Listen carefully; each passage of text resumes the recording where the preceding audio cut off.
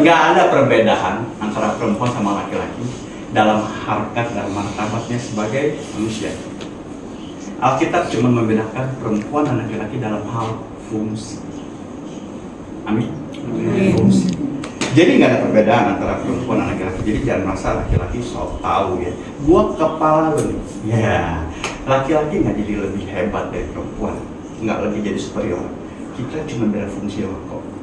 Jangan mentang-mentang kita kepala, kita merasa harkat kita sebagai manusia lebih tinggi. Perempuan diwakili. Nah, ini cuma bicara fungsi doang ya. Jadi laki-laki tolong ya, jangan merasa sok-sokan. Gua ini laki-laki, gua ini lebih superior. Enggak, Alkitab cuma membedakan itu hanya sebatas fungsi. Seru nih kalau kita ngomong fungsi ya. Nah, dalam hal fungsi, suami kepala atas istri. Kepala itu berarti teman-teman semua adalah keluarga saya. Bahasa Yunani bilang kepala, arti kepala itu sumber, penopang, pengelola. Amin. 1, 2, 3. Yes. So, apabila kepalanya bermasalah, sudah bisa saya pastikan di bawahnya juga bermasalah. Contoh yang paling familiar kita sering dengar kan, semua kita di luar punya toran air kan, kecuali kalau saya tahu dia punya toran air, dia punya sumber mata air sendiri. Dia nggak ngerti toran. Toran itu ya, kalau atasnya bersih, saya garanti 100% di bawahnya masih bersih. Nggak mungkin kalau torannya bersih, di bawahnya kotor. Tapi kalau torannya kotor, ke bawahnya juga pasti kotor. Jadi laki-laki juga begitu Pak, kita nih gimana? Kalau kitanya benar, kitanya beres, pasti di bawah juga beres. Amin. Istrinya beres, anak-anaknya beres. Jadi stop berharap, kamu berharap banyak dari istrimu, dari anak-anak. Kalau kitanya juga nggak benar jadi seorang laki-laki. Itu saya dulu, katakan itu saya dulu. Itu saya. Sekarang udah enggak kan? Nggak salah lagi atau nggak pernah itu jadi bukan ini saya ragu-ragu banget. Jadi harus jadi telan. Boleh tanya nggak sama istri saya, bagaimana saya?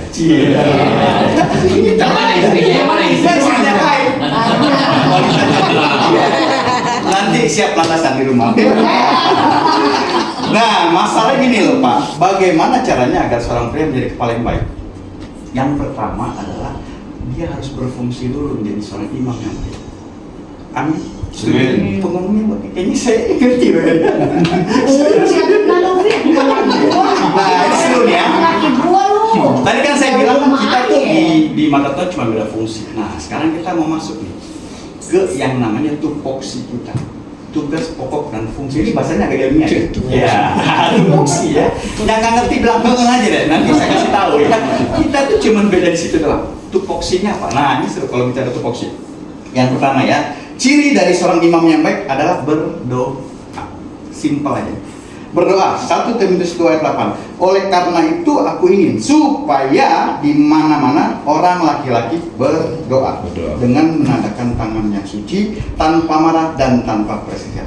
Jadi kalau yang namanya orang laki-laki harus berdoa. Yang nggak berdoa berarti bukan. Nah, yang ngomong bukan saya ya. Jadi kalau kamu nggak berdoa berarti kamu bukan laki-laki, tapi kamu hal. Firman nih, bukan saya yang ngomong ya. Kalau mau komplain silakan saja. Nah, seorang pria itu nggak berhak membawa Tuhan kepada keluarganya. Kalau dia nggak lebih dulu membawa keluarganya kepada Tuhan, itu kan fungsi imam. Membawa umat datang kepada Tuhan. Ya. Kalau Nabi beda, bawa Tuhan kepada umat. Nah kita kan imam, jadi kita harus bawa istri kita, anak-anak kita kepada Tuhan. Ini penting Pak, penting. Dulu saya tuh nggak ngerti fungsi. Dalam tatanan taktis saya orang yang baik-baik banget, sangat baik-baik. Dalam arti saya bukan seorang pembunuh, bukan seorang penzina, pemabuk, pencuri, bukan. Jadi saya kategori baik-baik aja. Tapi ketika masuk dalam rumah tangga, saya ternyata nggak jadi baik-baik dong. Jadi suami ya begitu aja. Cuman mau ada maunya doang baru kelihatan baik. Yang senyum-senyum kayaknya pengalaman ya. Yang diam-diam aja kayak pelaku gitu ya. Jadi poin berdoa tuh gitu. Bawa anak istri kita. Saya selelah apapun ya. Saya ini kan BP7 ya. Enggak BP7 sih. Pergi pagi, pulang petang, penghasilan pas-pasan, kesian amat gitu ya. Jadi saya pergi pagi, pulangnya tuh udah malam, jadi kadang capek lelah gitu ya. Udah memang terbiasa di jalan, nggak kurang dari 60 sampai 70 kilo sehari saya pasti jalan. pasti hampir lupa gitu kan. Jadi sampai di rumah tuh pasti udah apalagi kalau punya kasur. Saya tuh orangnya homesick. Masuk kamar, makanya di kamar saya tuh nggak pernah ada TV, nggak boleh. Karena kamar tuh buat saya tuh harus buat istirahat. Jadi kalau teman-teman nonton TV di kamar, kan biar Netflix kan, ya kan. Udah jadinya ceritanya lain. Jadi saya maunya masuk kamar, rest tidur. Udah lupa nih. Boro-boro mau ngajak istri berdoa. Saya juga nggak berdoa kan. Kelihatan sih so far so good, tapi kenyataannya nggak baik-baik aja Pak. Mulai tahun kebenaran ini saya ajak istri saya dan anak-anak saya. Awalnya ngapain sih Pak, ribet banget begini gitu. Anak-anak ngomong, nggak apa-apa, terus jalani. Saya buat keluarga saya pertama lakukan ini menjadi satu yang namanya kewajiban. Kewajiban itu kan suka nggak suka tetap harus jalan ya nggak. Lo nggak ikut besok nggak ada untung jajan. Punya power ceritanya kan. Padahal mah nggak kasih lihat emaknya nyelipin gitu kan sama aja. Tapi seorang ibu tuh lembut gitu deh. Kamu nggak mau makan kok, nanti kan kamu masih kasih. Ini ya kasih tuh. Kan begitu mama begitu. Nggak apa-apa.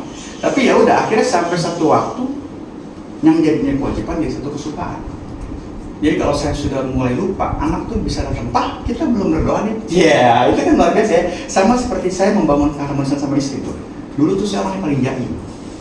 Tahu banyak kebenaran ini akhirnya membiasakanlah mencoba mau harmonis dengan istri. Gimana contoh simpelnya? Pergi kerja saya cium istri. Iya, yang nggak punya istri kasihan lah. Gue pasti kepala sedang. Saya setiap pergi dia pasti cium istri. Cium istri. Awalnya pasti istri saya bilang kan, salah minum obatnya orang. Iya. Ngaco di mana gitu, nggak apa-apa, konsisten aja saya lakukan. Sampai satu waktu saya lupa cium istri, udah di mobil dia kejar saya kira dompet ketinggalan. Pak, kamu uang belanja saya. Cuman perkara belum dicium dia kejar saya. Dia kejarnya dari mobil doang bro, nggak jauh. Dia cuma bilang gitu.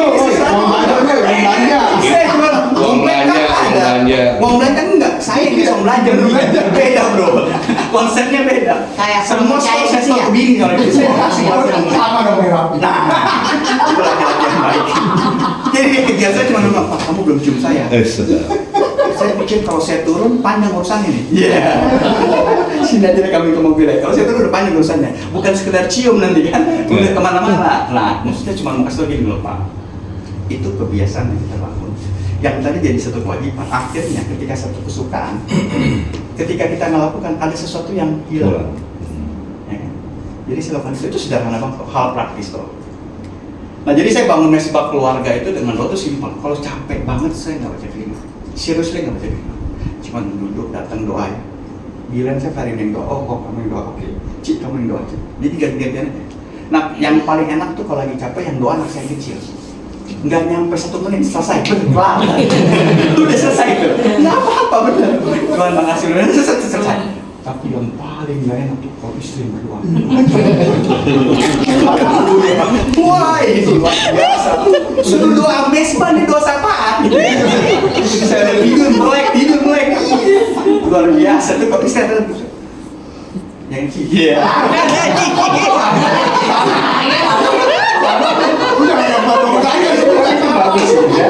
Oke. Jadi kayak gitu ya. Melalui doa bersama Pak Bu, kita tuh jadi intim dengan pasangan. Amin. Kalau kita berdoa bersama pasangan, kita jadi intim sama pasangan kita. Berdoa bersama kita, anak-anak juga intim sama kita. Itu loh kuncinya. Kenapa? Kan keintiman kan bukan kayak itu idam-idamkan oleh para wanita. Iya kan? Hai istri, kau suka nggak intim dengan suami? Seneng banget tuh. Ya kan Cik, seneng nggak? Kayaknya seneng. Udah bakal nanya nggak masuk, seneng aja Cik. Intinya begitu ya. Keintiman adalah kebutuhan terbesar dari istri. Istri itu enggak. Nanti kita cerita lagi ya. Intinya gini. Keintiman adalah salah satu kebutuhan yang terbesar yang kita mau. Yuk kasih uang banyak dia seneng. Tapi kalau kamu kasih uang banyak tapi kamu nggak punya waktu dengan dia, coba tanya, seneng nggak sih? Jangan bilang cinta lah omong kosong. Kalau kamu nggak bisa kasih waktu buat istri, itu bullshit.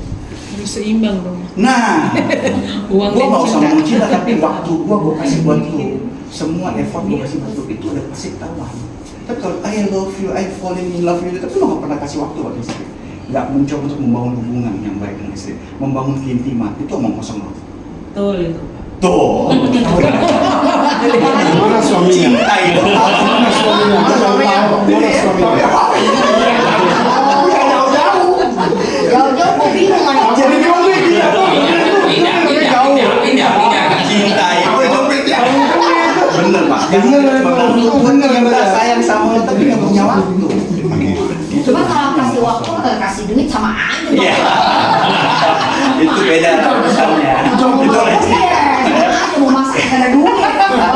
emang bisa makan waktu, bisa makan kita. Iya, makanya. Itu nanti pelajaran lanjutan lagi ya. Nanti di posisi ini ya. Jadi poinnya adalah imam yang baik adalah imam yang membawa keluarganya kepada Tuhan melalui doa bersama, membangun keintiman. Nggak harus baca Alkitab 1-2 pasal, nggak juga sih, ya kan? Emang kamu mau belajar Alkitab? Enggak. Yang penting bagaimana kamu membangun hubungan bersama dengan keluarga, dengan istri, dengan anak-anak. Itu yang saya lakukan. Sekarang pun ketika saya capek, kayaknya udah masuk kamar, udah ada daya. Mau angkat kepala dia udah berat. Udah mah, yuk pimpin doanya. Begitu juga kalau bangun pagi loh. Kalau bangun pagi kan kita semua, waduh, wanginya kan semerbak ya. Tahu nggak caranya saya mesti saya gimana? Bangun pagi pelukan, jadi saya peluk dia. Pala dia di sini saya, pala saya di bawah dia. Kita sering mendoakan kan nggak kecium dong. Jangan coba-coba berdoa bersama dengan tangan. Kelar hidup lo. Jangan dulu langsung rebah itu mah. Iya kan? Rebah tuh. Iya, jadi nggak konsen. Jadi saya bilang kita pakai cara lain. Saya peluk istri saya, dia taruh palanya di sini, dia berdoa saya juga taruh gitu. Nggak kecium, yakin gitu. Sebenarnya itu sederhana sih. Tapi kalau itu kita khusus lakukan, saya percaya keintiman lambat laun kamu akan rasa paku, akan terjadi keintiman. Awalnya sih mungkin canggung lah, ya kayak saya tadi ya, saling minum obat, nggak apa-apa, saling minum obat. Masalahnya kita konsisten nggak? Saya juga dulu gitu, 2015-2016 ikut yang pertama di Gunung Gelis tuh. Pulang 1, 2, 3, cuman tau nggak? 2 minggu doang euforianya. Yes, selebihnya 1, 2, 3, pret nih, saksi hidupnya. Cuman 2 minggu kita euforia. Ternyata saya nggak ngejalanin itu, cuman ke bawah euforia doang kan. Nggak coba praktekin apa yang saya dapat. Nah akhirnya ikut lagi tuh di Banten bersama nih hamba-hamba ini ya, yang paling gacor-gacor. Angkatan ketiga kan, 2000 berapa tuh saya lupa lah, 2018 angkatan ketiga. Juga nah itu lagi, nah saya nggak mau kayak kemana, malu bro, udah buang waktu pulang waktu sipret gitu kan. Oke lah, nah mulai lah setelah itu saya coba jalani. Apa nih sesi? Oh ini. Nah, paling 2 minggu doang. Gitu dulu saya. 2 minggu doang paling bertanya. Nah, sekarang berapa minggu bertanya? Kelas deh. Saya cium istri saya terus itu. Nggak kasih duit nggak apa-apa, yang cium. Dia kalau saya cium kenyang nggak? Lihat dong, kan bisa. Bukan cerita. Oke ya, yang pertama Pak, ayo Pak, bawa istri anak kita dalam doa. Itu tugas imamnya. Yang kedua yang nggak kalah penting adalah mendengar. Matius 11 ayat 15. Siapa bertelinga hendaklah ia mendengar. Selain keintiman, kebutuhan yang berikutnya adalah ia mau kita buka telinga Pak. Ya, ada yang udah update loh. Sekarang perempuan tuh berapa banyak update sekarang? Saya update tuh kemarin kalau salah 23.000. Itu Bayangin. mertua kali. Hah? Mertua itu. Mertua 30.000 sekarang update. Kalau dulu kan wanita itu perempuan itu 10.000 kan, mertua 15.000. Sekarang naiknya gila signifikan banget. Menurut data survei gitu. Perempuan tuh berkata-kata dalam satu hari itu kira-kira 20.000, 2.000 kata itu. Jadi bayangin kalau dia nggak selesai melampiaskan itu, kita tinggal pergi. Bahayanya Pak, kalau dia mau cerita sama kita nggak ada, yang ketemu sama dia supir, bagaimana ceritanya coba? Supir kan paling setia, dengerin iya, ada apa bu? Berapa banyak kita lihat seorang majikan selingkuh sama supir? Ada yang saya ingat. Sebenarnya sepele itu. Saya punya teman nggak gitu. Sama tukang kebun, cuman gara-gara tukang kebunnya itu setia kasih telinga sama majikannya doang. Cerita apa didengerin? Jadi perempuan tuh bukan cuma dikasih duit senang ya nggak sih? Iya. Kasih telinga. Kok ke cici sih? Enggak begini sih. Kalau dia nggak keluarin kata-kata dia dalam 1 hari 2 hari, stres. Stres. Coba suruh diem ya 1 hari ini. Stres loh. Saya yakin kayaknya cepet stres kita. Jadi mendengar itu penting. Nah, cuma yang saya pelajari ini, kadang-kadang istri itu kan gini, uniknya istri kita gini. Dia itu cerita sama kita kasih telinga. Kadang-kadang dia nggak butuh solusi, dia cuma butuh didengar doang. Udah sih, saya punya kesaksian. Suatu kali kita punya pembantu baru datanglah pop-up nomor entah dari mana muncul dari gunung, nggak ngerti mesin cuci, ya dong, nggak ngerti apa-apa lah. Diajarin sama saya. Nah, mohon maaf sekali lagi, dia punya pembalap wanita masuk ke dalam mesin cuci. Paham ini maksudnya?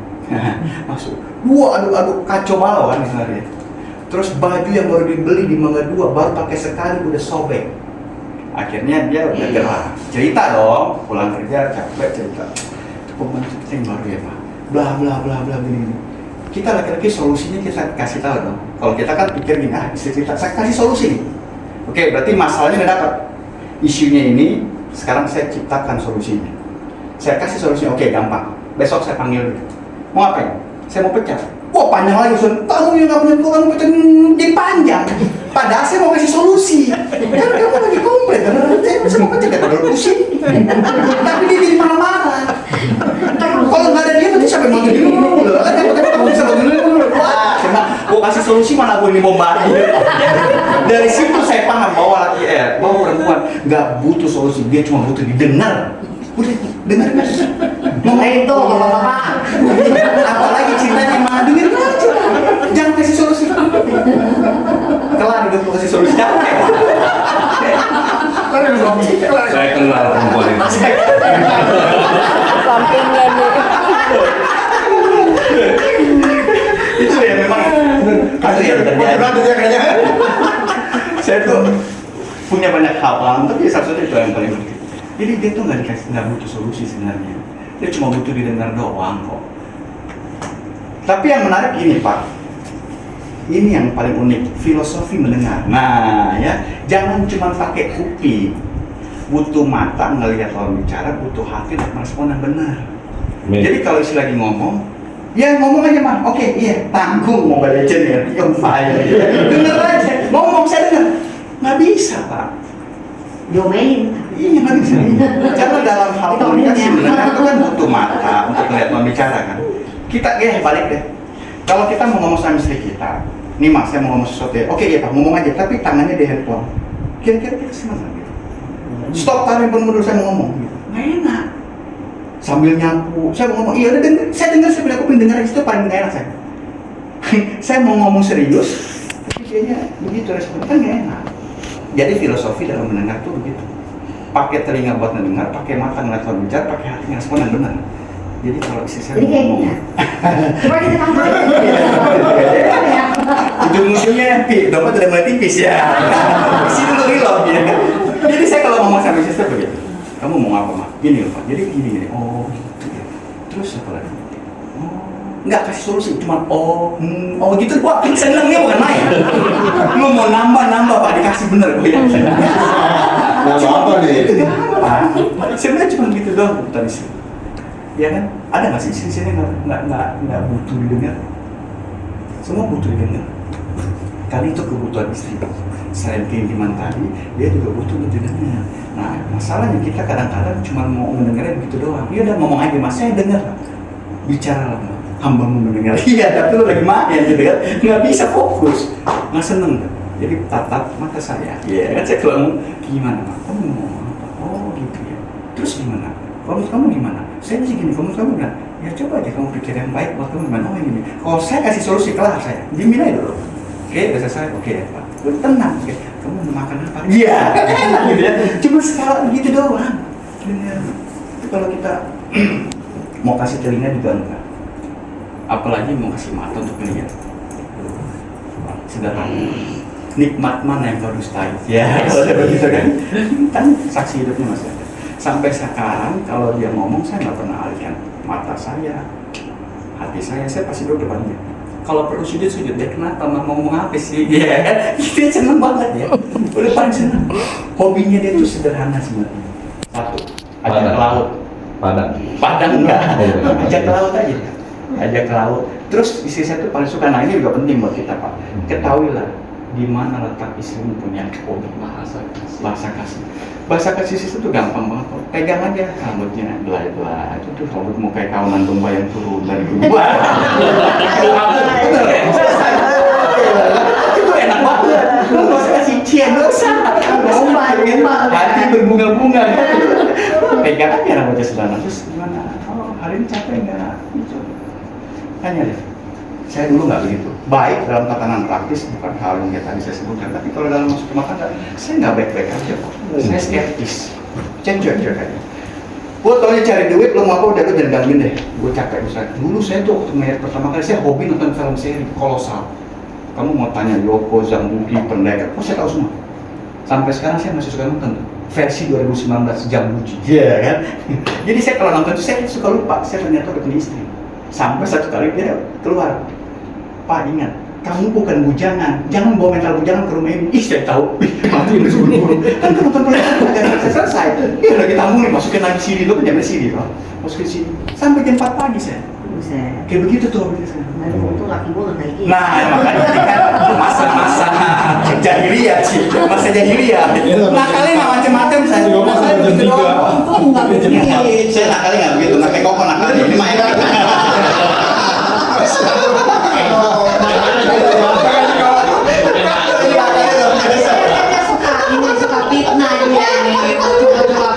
Oke lah ya, gitu ya. Jadi kebetulan-kebetulannya mendengar filosofi mendengarnya Pak Yud perhatiin. Kalau istri ngomong, jangan cuma pakai telinga, pakai mata.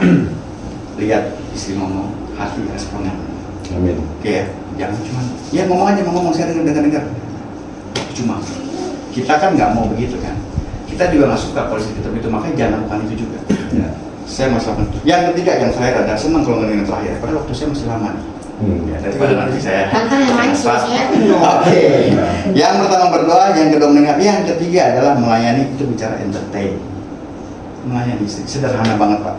Melayani dengan keteladanan hidup atau melalui hal-hal praktis. Nah, misalnya ngapain? Antar istri ke pasar. Itu melayani juga kok. Setiap kali antar istri ke pasar, saya kalau pagi itu udah jadi driver online. Ya, bangun pagi antar sama kayak itu yang mukanya muka-muka ini juga. Saya bangun pagi, mau pulang jam berapapun gitu. Luar kota pulang juga jam 4, tetap jam 5 saya bangun. Pala pusing banget tadi pulang tidur, tapi bagaimana ya udah jadi job desk kan. Itu bicara tupoksi juga tadi ya. Bangun antar sekolah selesai, Pak ke pasar ya. Antar ke pasar. Awalnya jujur ya, saya datang ke pasar, ikut neng-neng. Tapi karena saya orangnya fobia sama tikus. Jadi saya bilang, minta maaf deh kali ini. Gua antar lo ke pasar, aku tunggu di mobil. Gua geli lagi jalan, tiba-tiba tikus lewat. Gua bisa loncat kali yang ke-7 gitu kan. Saya fobia sama tikus. Jadi saya tetap antar dia. Nanti dia tengok-tengok lihat dari jauh. Kalau banyak saya bantu, tapi kalau sanggup nih deh. Udah deh aja.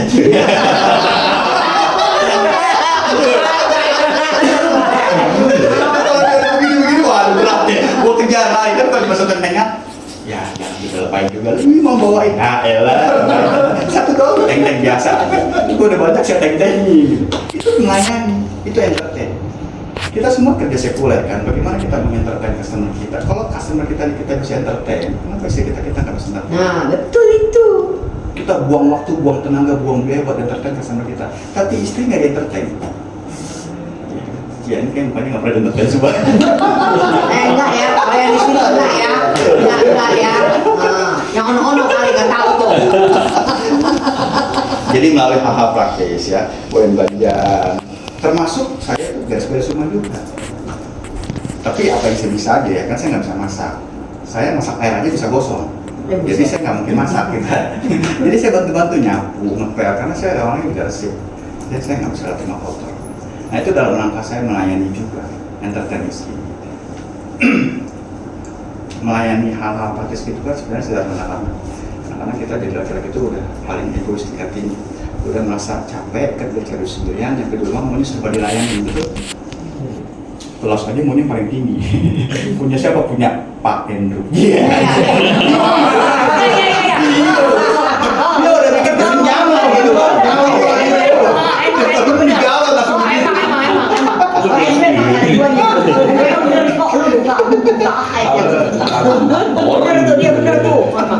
Itu kan kayak kita nggak kesenjangan kan. Jadi pokoknya kalau punya papa besar, punya mama kecil, dia punya dedek kecil lagi. Enggak. Jadi bikin semua flat. Tidak ada perbedaan antara kita. Di awal tadi saya sudah bilang bahwa di mata Tuhan kita cuma beda fungsi doang kok. Jangan merasa kita jadi superior dari istri karena kita kepala semua. Kita kepala hanya sebatas fungsi doang. Tapi bukan ketika kita jadi kepala, istri kita jadi pendamping kita, terus kita anggap kemanusiaan dia lebih rendah dari kita. Kan nggak begitu juga. Dijajah maksudnya. Dijajah enggak. Boleh. Itu kan cuma bicara fungsi. Sama kalau ini relate dengan apa yang menjadi fundamental Kristen kita kan, dari tunggal kita. Orang Islam kan bisa aja.